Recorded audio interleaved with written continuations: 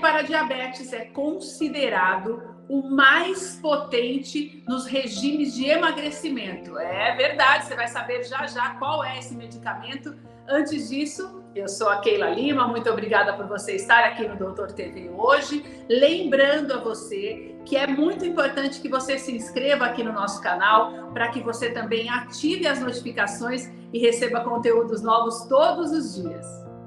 Doutor Ícaro já está aqui comigo no Doutor TV para me contar e dar todos os esclarecimentos no que diz respeito a esse medicamento, doutor. Que medicamento é esse que tem sido tão bem-vindo no que diz respeito ao emagrecimento?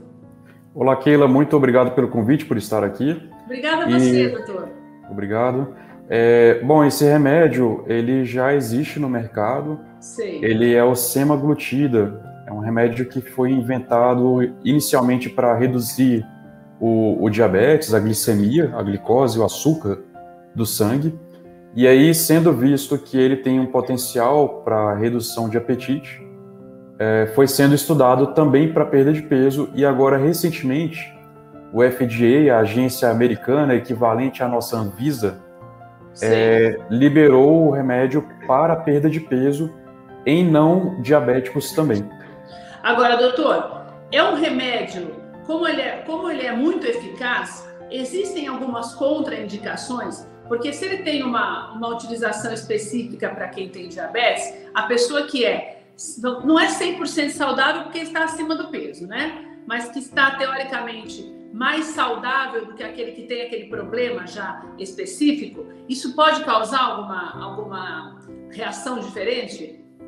Bom, esse remédio ele ainda não veio, ele já existe no Brasil na formulação para diabetes, como eu falei, que é a dose de 0,25, 0,5 e 1 miligrama. Sei. A dose para perda de peso é mais alta, vai até 2,4 miligramas, né? Então é uma dose mais alta para tratar a perda, para tratar o excesso do peso. Então é algo que, na verdade, tem que ter a prescrição médica para que não haja nenhum problema de saúde, né, doutor? É melhor que tenha a prescrição médica e o acompanhamento, porque ele tem algumas contraindicações, sim. Por exemplo, pode provocar náusea, enjoos, vômitos, pode provocar também desconforto no intestino. Algumas pessoas têm eliminação de maior número de evacuações, outros têm constipação intestinal, as fezes ficam mais endurecidas. Eventualmente, não é tão comum, mas eventualmente pode surgir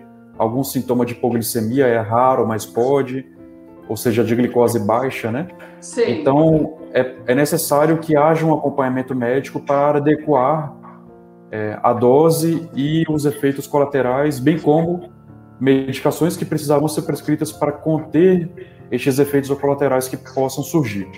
Agora, doutor, as pessoas que têm doenças, por exemplo, problemas cardíacos ou mesmo outras doenças que já requerem medicamento diário, elas podem também fazer uso dessa medicação?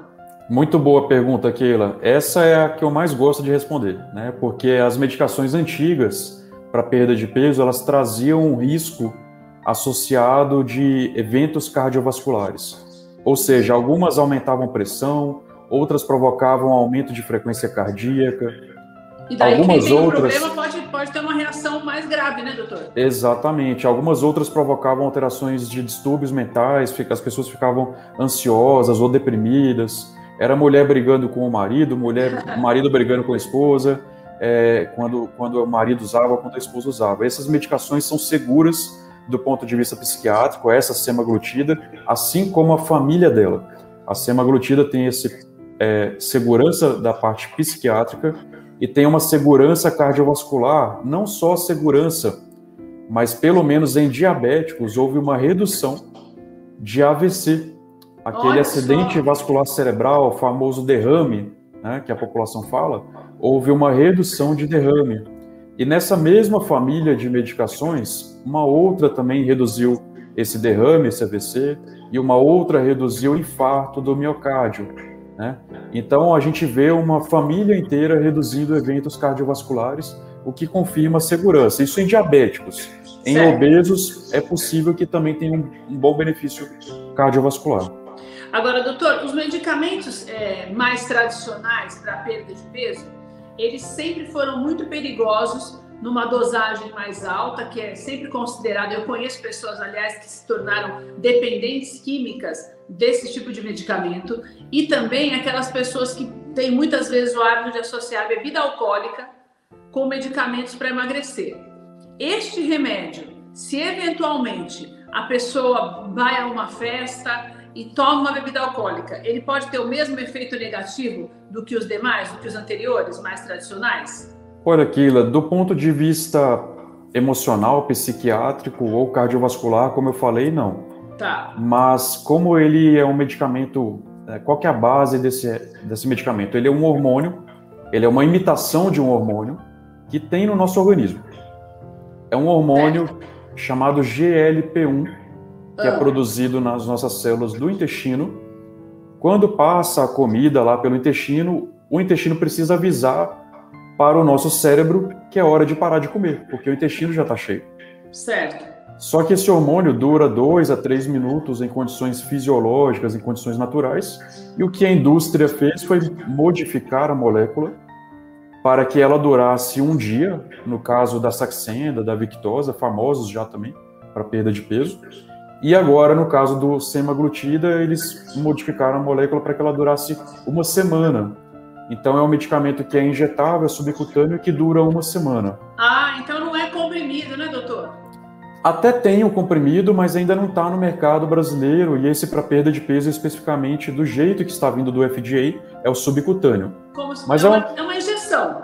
É uma agulha pequena, viu? Como se fosse uma de insulina, que vai na gordurinha da pele, ela não vai no músculo, ela vai na gordura da pele, tá?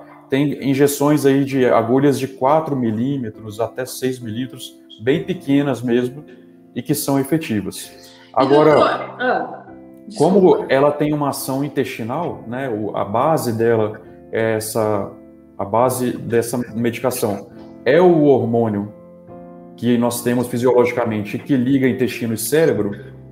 Então, alguns alimentos que mexem muito com o intestino vão também mexer um pouco com essa medicação e com os efeitos. Por exemplo, o álcool. O álcool pode dar um pouco de reação no estômago, um pouco de reação no intestino.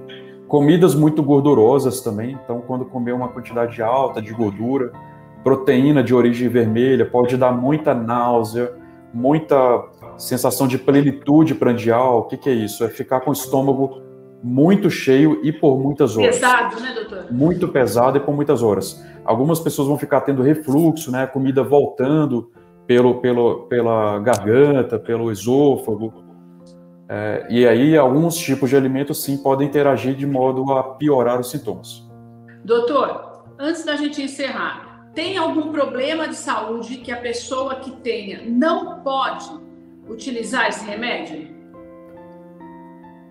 Vamos lá. Essa medicação ela tem uma série de liberações, como eu falei, cardiovascular.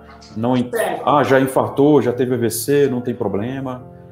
Tem depressão, tem transtorno bipolar, tem esquizofrenia, já tentou suicídio, não é contraindicação. Em termos de lesão renal, então a pessoa tem alguma alteração nos rins, tem contraindicação, não tem contraindicação, tem gordura no fígado, é contraindicação? Também não é. Agora, tem uma certa suspeita, uma certa dúvida na área médica quanto a pessoas que tenham doença pancreática prévia. Por exemplo, alguém que já teve pancreatite anteriormente, uma pancreatite de qualquer causa que seja, alcoólica, pancreatite por triglicérides alto, pancreatite por alguma cirurgia, por algum cálculo que saiu da vesícula e impactou no pâncreas. Então, pancreatite prévia é um sinal para a gente tender a não usar a medicação. Essa seria a principal contraindicação. É muito importante essa conversa com o doutor, porque, doutor, eu gosto muito quando nós falamos da necessidade do acompanhamento médico, porque a gente sabe hoje que o mercado negro na internet, ele viabiliza a compra de medicamentos da maneira como nós desejarmos, e isso é um risco de morte mesmo para a saúde, que para nós, aliás, e que muitas pessoas, muitas vezes, no afã de emagrecer, se esquecem, né, doutor? Então, mesmo um medicamento que tenha tão poucas restrições como este, que é um grande achado, uma grande descoberta, também precisa dessa atenção, porque a pessoa, de repente, ela tem uma situação dessa, um problema como esse, como a pancreatite, e nem percebe, eu acho que como já sarou, não tem problema nenhum. Então é muito importante enfatizar a necessidade do acompanhamento médico, né?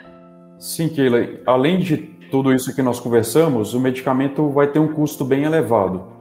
Tá. Então, a pessoa fazer um tratamento de um custo bem elevado sem acompanhamento médico, ela corre o risco de fazer uso de uma medicação e não conseguir nenhum resultado. É verdade. Porque confia-se que o medicamento vai ser milagroso e aí para com a dieta, para com a atividade física, e o medicamento não faz milagre, como nem cirurgia bariátrica e como nenhum outro medicamento faz. Ele é bom, mas não é milagroso, né, doutor? Exato, exatamente. Doutor, muito obrigada pelas suas informações, muito obrigada por estar aqui conosco hoje no Doutor TV. Até a próxima. Eu que agradeço, Keila. Até a próxima. Quero te agradecer por ter passado esse tempinho aqui conosco no Doutor TV. Muito obrigada. Você pode assistir a todas as nossas conversas, sempre com os principais médicos do país, também no nosso portal, além de poder nos ouvir por todas as plataformas de áudio. Um beijo para você, até a próxima.